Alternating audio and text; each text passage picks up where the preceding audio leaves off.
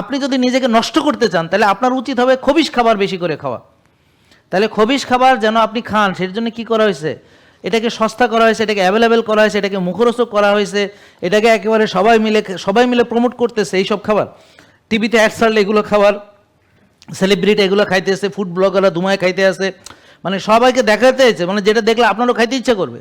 এবং দাওয়াতে গেলে সবাই এতগুলো খাইতেছে, নানান ঘ্রাণ বেরোচ্ছে, হ্যাঁ বিরিয়ানির ঘ্রাণ বেরোচ্ছে, পুরান ঢাকাতে গেলে ওরে আল্লাহ ঘ্রাণের চোটে সে খেয়ে ফেলে, মানে ব্যাপারটা বুঝছেন তো। গবেষণা করা হচ্ছে কোন ঘ্রাণে মানুষ বেশি খাবে।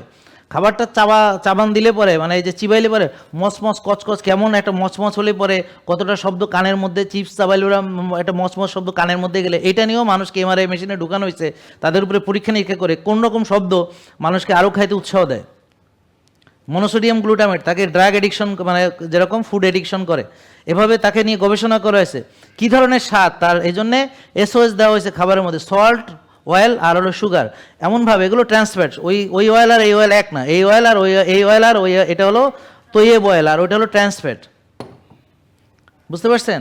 একটা খাবারের চিনি নাই কিন্তু অ্যাড করছেন, এটা কেবল added sugar. Added sugar more dangerous. এর চেয়ে আখের রস খান তাও ভালো, কথা বলছেন, বাট অ্যাডেড সুগার খায়েন না। বাট এখন আপনি ডায়াবেটিস রোগী আখের রস খেলে আপনার তো সমস্যা হবে। জেকে লাইফস্টাইল লিমিটেড, ওষুধ মুক্ত সুস্থ জীবন।